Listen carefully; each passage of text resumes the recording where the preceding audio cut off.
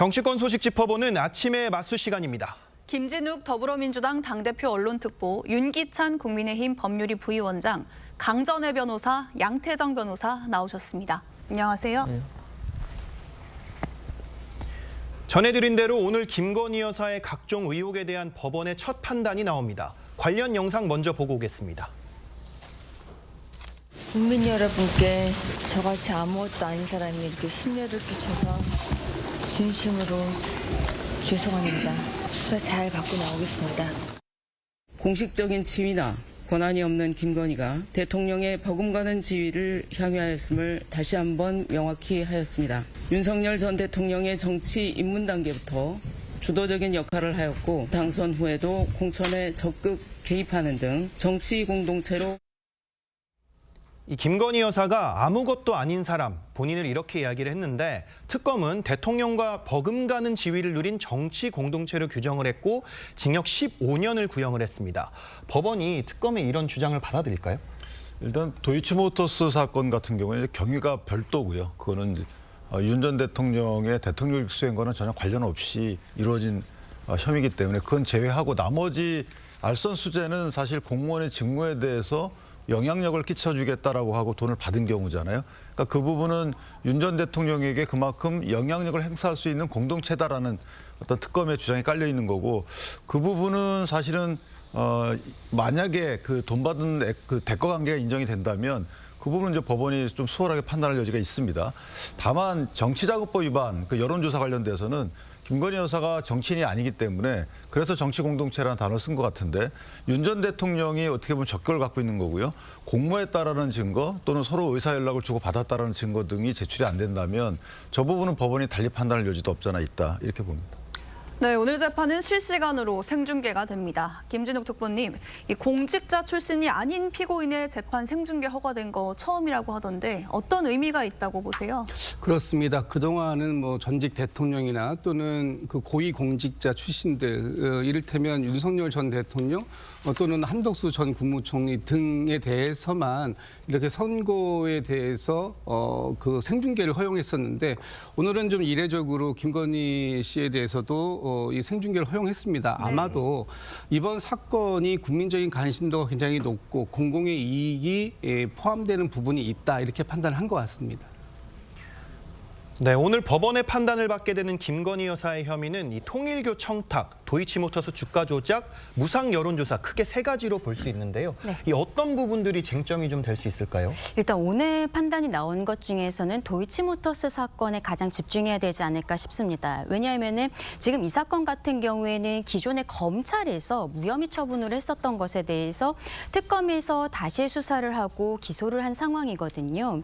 이게 문재인 정부 시절부터 수사가 이루어졌던 부분들이 있었기 때문에 유죄 판단이 나오던 무죄 판단이 나오던 여기에 대해서는 파장이 굉장히 상당할 것이라고 생각을 합니다.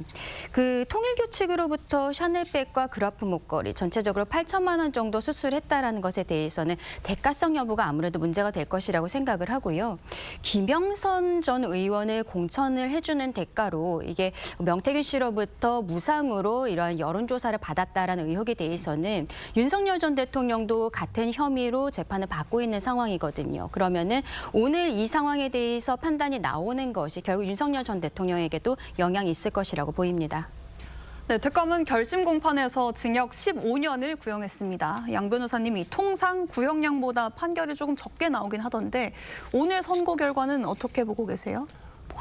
일반적인 형사 사건에서는 이제 검사의 구형의 한 2분의 1, 한 3분의 1 이하로 나오면 성공이고 한 절반 정도 나와도 그냥 보통 평범하게 나왔다라고 할 정도로 구형이 높게 나오는 게 예사인데요. 네. 다만 이제 최근 이제 한덕수 전 총리 사례를 봤을 경우에는 특검 구형량보다 훨씬 높은 형이 선고된 걸 보셔서 아시겠지만 전 이번에도 15년을 상회하는 형이 선고될 가능성이 높다고 봅니다. 왜냐하면 어쨌든 그 전까지 이제 비상계엄 전에 계속돼서 이제 당시 야당에서 김건희 씨에 대해서 계속 수사를 받아라, 수사에 협조를 하고 수사를 받아갖고 본인이 잘못한 거를 털어내라라고 요구를 있었지만 계속해서 특검을 미루고 설사 그래서 비상계엄 자체가 김건희 특별법을 누르기 위해서 한 게 아니라는 의혹이 있을 정도로 했는데 결국 특검 수사로 모든 게 밝혀졌기 때문에 저는 재판부가 이렇게 일종의 약간 사법이라든가 법을 이제 멋대로 약간 일종의 희롱한 이런 거에 대해서는 더 엄중한 처벌을 할 가능성이 높다고 봅니다.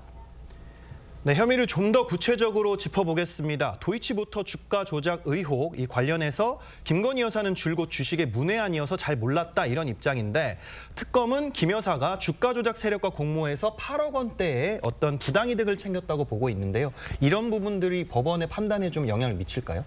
저게 아마 저 부분 때문에 그러니까 실질적으로 방조라고 보지 않고 공동으로 본 것 같아요. 그래서 구형도 상당히 높고 물론 알선수재와 같이 해가지고 구형이 11년 했지만 실제 뜯어보면 이전에 이 사건이 처음이 아니고 권오수 전 회장 등이 이미 대법원에서 확정 판결이 나와 있거든요. 그 판결의 선고의 형량을 보면 집행유예 징역 4년에 집행유예 5년 이런 식으로 전부 다 집행유예를 받았어요. 그렇다면 거기에 비춰보면 형량이 굉장히 높죠. 더군다나 이제 이 사건의 중요한 것은 이득 액수입니다. 이득이나 아니면 회피한 손실 액수가 5억 원 이상이면 가중처벌을 받는데 지금 이 부분을 8억 원이기 때문에 가중해가지고 구형한 것 같아요. 근데 권오수 같은 경우에도 600억 원을 동원했다 이런 혐의를 받았는데 그 당시 법원에서 본 건 뭐냐면 이 시세라는 것은 여러 가지 사고팔고 이런 어떤 조작을 통해서도 올라가지만 여기에는 주가를 정하는 여러 가지 사정 등이 반영된 것을 발라낼 수가 없다. 분리해낼 수가 없기 때문에 액수 산정이 곤란하다라고 해서 그래서 이제 그 양형 기준을 낮게 정한 거거든요. 네. 그렇다면 김건희 여사에 대한 이번 판결도 만약에 유죄가 나온다 하더라도 방조범 정도는 나올 것 같아요. 이상. 그럼 유죄가 나온다 하더라도 형량에 대해서는 아마 그 액수 산정 곤란으로 해서 좀 낮게 나오지 않을까 개인적으로 그렇게 봅니다. 이 아까 전에 강 변호사님께서도 언급을 해주시긴 했지만 이 사건 같은 경우는 검찰이 김 여사에 대해서 무혐의 처분을 섰다가 부실 수사 논란이 되면서 특검 수사가 시작이 됐던 부분이거든요. 오늘 유죄 판단이 나오면 당연히 검찰의 부실 수사 논란이 나올 거고 만약에 이 부분에 좀 무죄 판단이 또 나오거나 하면 또 특검의 무리한 수사다 이런 지적까지도 나올 수 있을 것 같은데 그 부분은 어떻게 좀 생각하십니까? 저는 오늘 무죄가 나올 거라고 생각하지는 않습니다. 왜냐하면 그동안 이 수사가 한두 번 있었던 건 아닙니다만 검찰이 봐주기 수사했다. 소위 황제 조사했다 또는 출장 조사했다 이런 비판도 많이 있었는데 그 과정에서 결국은 불기소 처분을 내린 것 아닙니까? 그런데 네. 그때 밝혀진 내용만으로도 사실은 통정거래에 혐의점들이 분명히 있었다. 그런데 이번 특검 조사를 통해서 그동안 검찰이 일부러 어떤 증거 확보를 노력을 게을리한 거 아니냐 이런 비판을 받을 수 있는 대목들이 있었습니다. 특히 문자 메시지라든지 아니면은 전화 녹취라든지 이런 부분들에 대해서 그동안 수사를 했던 서울중앙지검에서는 찾지 못했던 부분을 특검 수사를 하자마자 바로 찾아냈단 말이에요. 그렇다면 네. 과연 이것이 그 검찰이 봐주기를 하려고 일부러 수사를 좀 축소했던 거 아닌가 이런 의혹들이 가지고 있는 상황 속에서 기소가 된 것이기 때문에 사실 오늘 형량은 잘 모르겠습니다만 오늘 이 그 선고에서 유죄의 가능성은 상당히 높다. 저는 그렇게 평가할 수 있을 것 같습니다. 네, 만약 김 여사에게도 실형이 내려진다면 헌정사 최초로 전직 대통령 부부가 동시에 실형을 선고받은 사례가 된다고 하는데요. 양 변호사님은 가능성 얼마나 보세요? 저는 매우 높다고 봅니다. 이미 지금 윤 전 대통령 부부가 이미 다 지금 구속수감 상태이기도 하거니와 네. 사실 이게 헌정사 최초라는 것이 어떻게 보면 전대미문이기도 하지만 사실 이 윤석열 전 대통령 부부가 했던 저는 이제 국가 시스템을 사유화한 것으로 저는 그렇게 평가하고 싶은데요. 사실 이것도 전대미문의 일이었죠. 그렇기 때문에 저는 이미 구속 상태이고 그렇기 때문에 이런 사법부가 굳이 이거에 대해서 부부가 다 실형을 하는 것이 조금 부담스럽다기 느끼기보다는 오히려 더 엄중한 판결을 통해서 실형을 통해서 더 이제 사법 시스템을 그리고 이제 국가 시스템을 바로 잡는 그런 계기를 세울 거로 저는 생각합니다.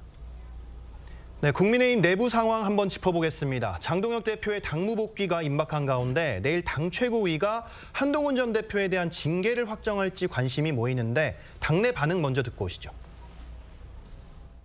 징계를 유보해서는 안 되고요. 네. 이번 기회에 빨리 결정을 하고 넘어가야 혼란 상황을 줄일 수 있다고 생각하는 입장입니다. 당 지도부에 대해서는 절대 나쁜 소리 하면 안 되는 거고 이거를 통해서 니네 다 입북하고 있어. 입틀막이라는 거잖아요. 사실 치킨 게임이라고 생각이 들어요. 그러니까 장동혁 대표라든지 한동훈 전 대표라든지 제명이 됐을 때 서로 패자가 되고 상처만 남는 결정 아닌가. 이 주로 당내 소장파 의원들이 지도부에 한동훈 전 대표 제명 처분 재고를 요청하는 그런 느낌이거든요. 반면에 당 지도부에서는 윤리위 결정이 힘을 좀 싣는 모양새인데 내일 한 전 대표에 대한 처분 예정대로 진행될 거라고 보십니까? 뭐 어떤 형태로든 뭐 부결이든 가결이든 어떤 형태로든 최고위 결정이 이제 이루어질 때가 됐죠.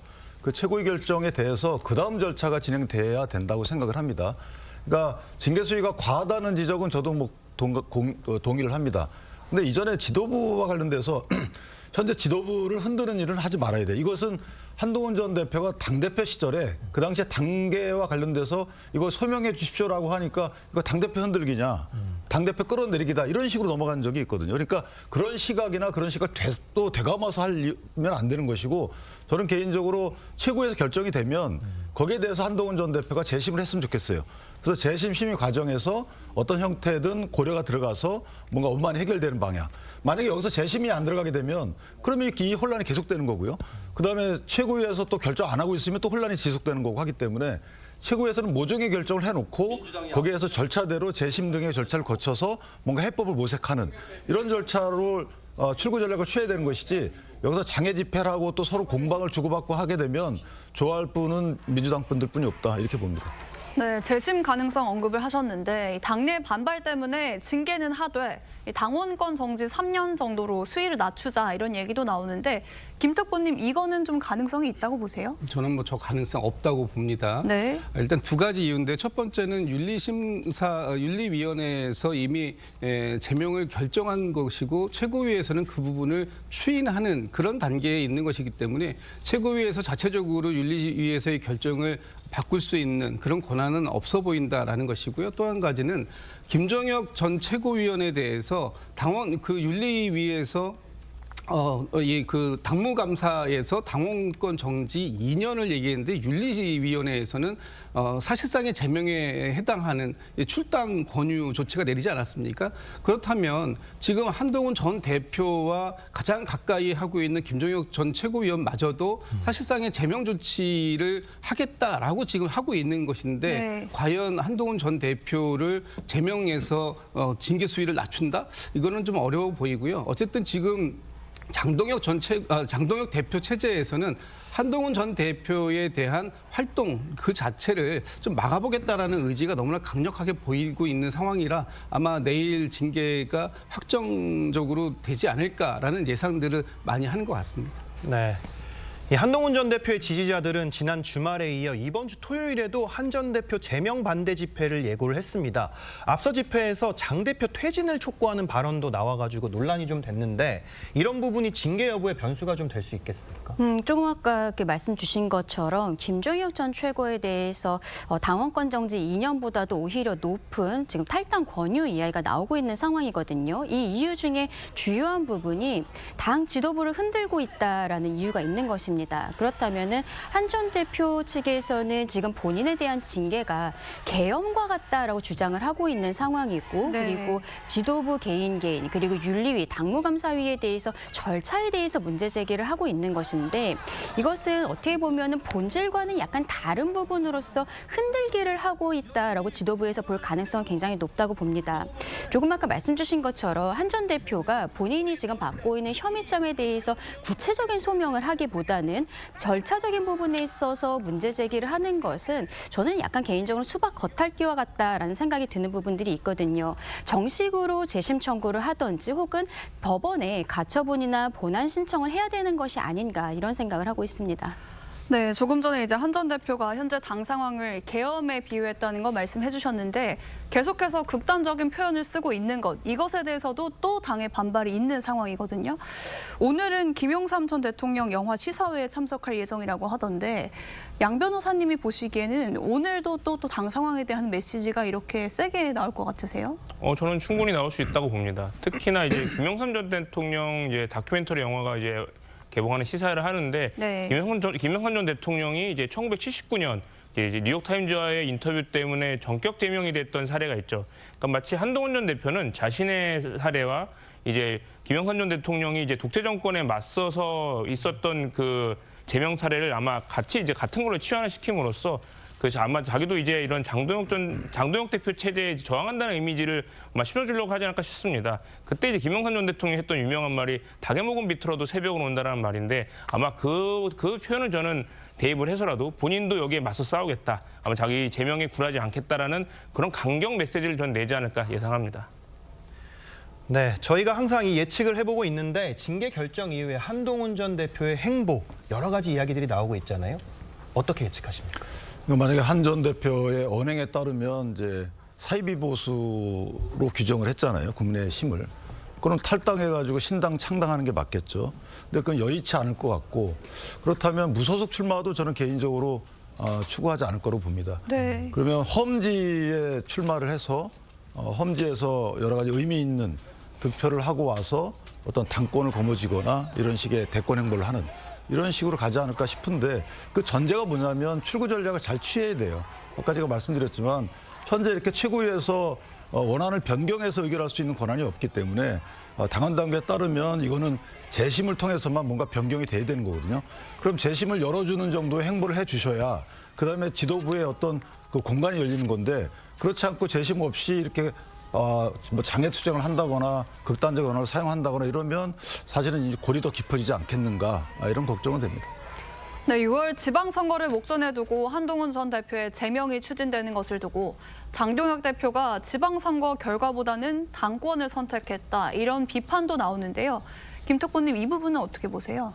일단 뭐 그런 비판이 나오는 부분들은 전 충분히 이해가 됩니다. 왜냐하면 장동혁 대표가 이번 단식을 통해서 얻은 가장 큰 효과라고 본다면 결국은 보수 결집 또는 네. 보수의 통합을 이뤘다라는 이제 평가가 있는 것이고 엊그제 나온 여론조사에서도 지금 민주당과 국민의힘이 오차 범위 내에서 격전을 벌이는 것으로 이렇게 보여지고 있지 않습니까? 이렇게 네. 해석을 하게 되면 장동혁 대표 입장에서는 지금의 한동훈 전 대표와 이렇게 차별화 그리고 따로 가도 충분히 승산이 있다.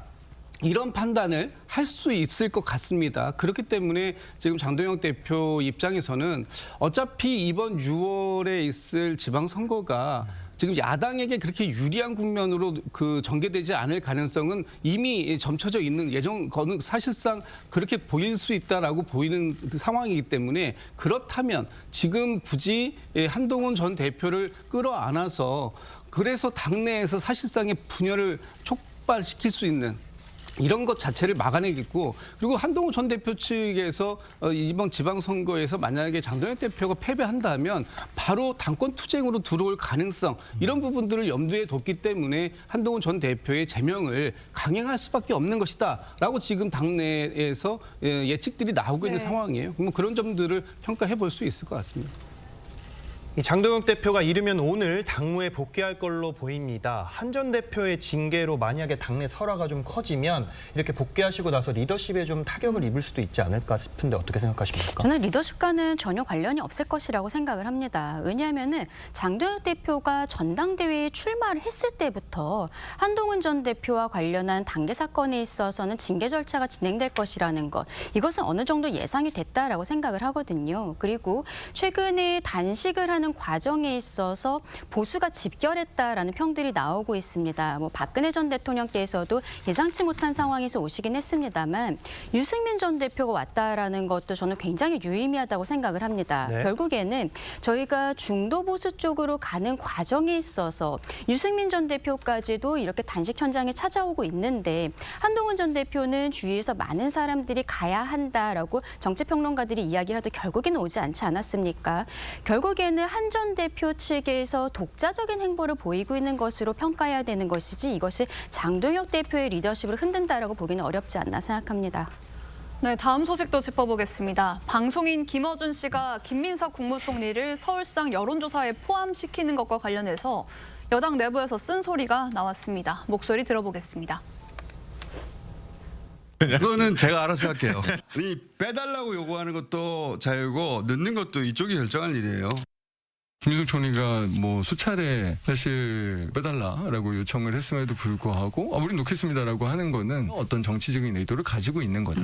이런 것들을 의지를 가지고 뭔가 한다는 것 자체가 저는 사실 우리의 지금 민주정치 내에서 꽤 위험하게 작동할 수 있지 않을까라는 들으셨듯이 김어준 씨가 서울시장 여론조사에서 김민석 총리를 넣지 말아달라고 수차례 얘기했는데도 총리실의 요청을 거부하고 있습니다.